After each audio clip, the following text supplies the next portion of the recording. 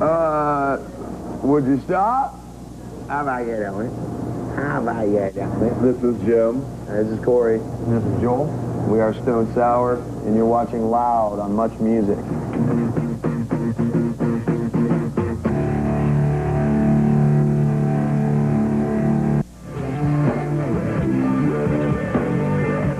right, so welcome back to Loud. As promised, look what it is. It's your fellas in Stone Sour. It's Jim, it's Corey, it's Joel.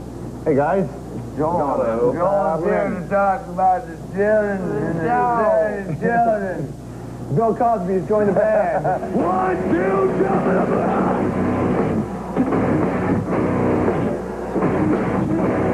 This isn't a side project of Slipknot. This was your first project before the Knot, right? Yeah, this actually predates Slipknot by 3 years. About 97, I was starting to feel a little disenchanted with just my life. It wasn't the music at all. The guys in Slipknot came and asked me, and it was, pretty much just coincidence. I was kind of feeling that way. So I decided to go and check it out. And I ended up joining, but I always knew I'd come back to this, so here we are.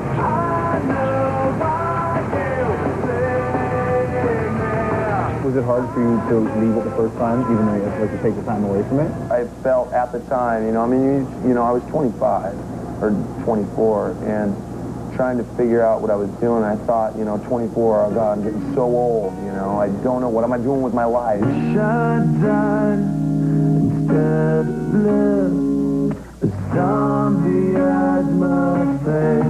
I don't regret it at all, but I do regret the fact that I couldn't continue doing Stone Sour, but now here we are, so it's all good.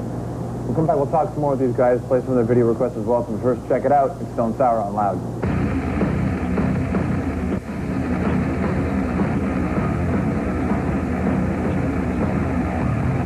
How important was this for your brains and your souls to do this band now? Like, save your life, isn't it? Monumentally important, as far as mentally and physically, We came off the Iowa tour, and we were so broken.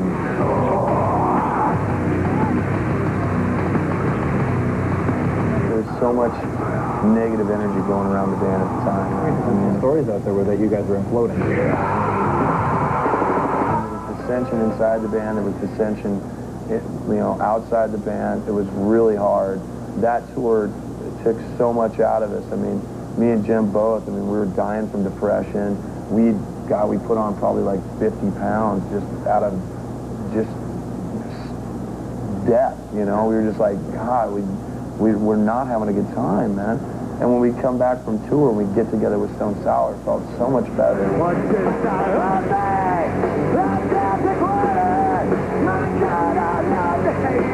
We really needed to do this for ourselves, man, to save our love for music, because if we would have had to roll into another Slipknot album, we wouldn't have had any fun, and the band would probably be broke up now.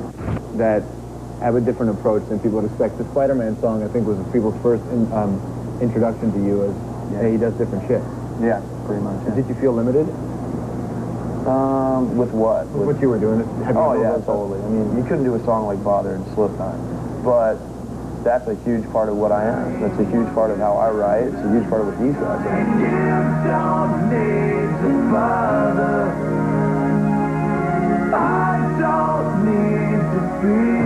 The cool thing about this band is when we like something, we don't care if it's, right or if it's trendy or whatever like that. And nobody's going to tell us how to write a song. If we ever got together with a producer and he was like, yeah, but it's kind of blah, blah, blah, negative. Absolutely. You don't tell us how to write a song. We're going to talk about the industry with them and what it can mean to a band that's successful or making their way up. But first, let's play one of the requests, which would be Blindside. Blindside, pitiful. Very good song.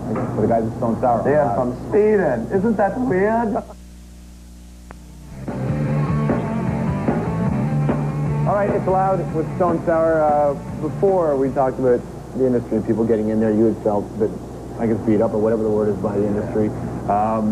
It's something that people just don't know about until you live it. Very true. Is it as much of a bitch as it is?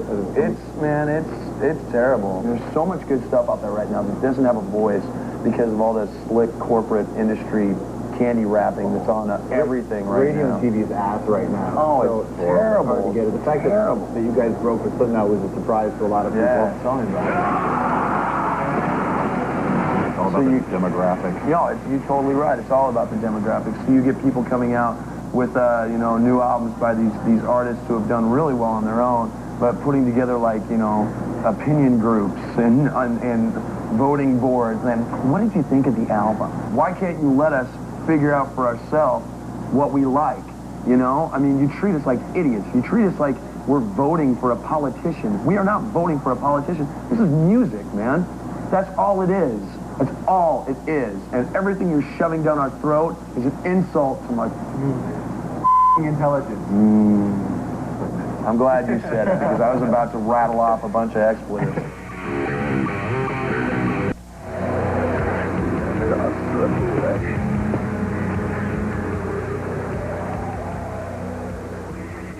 Do you want to do this band forever? Do you want to go back to your other band?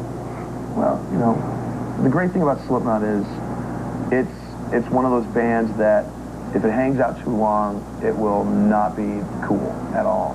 So we do what we do with Slipknot, and then we'll call it a day. Stone Sour, on the other hand, I think has...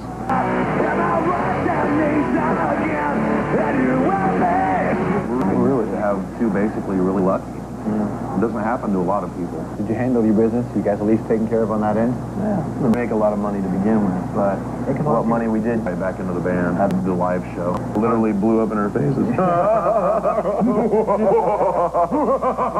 Perfect way to wrap up. They like the Lost Prophets. You want to see Lost Prophets? Scotty Jones!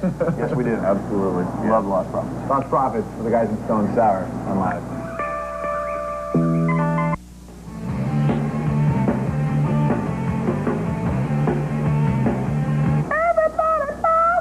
Balls, balls, balls, balls, balls, balls, balls, balls, balls, balls, balls, balls, balls, balls. Get off the music! Okay. Sorry. Erase that. Est déjà en studio afin de préparer un nouvel album. C'est Stéphane Gonzalez qui a rencontré les gars lors de leur passage à Montréal.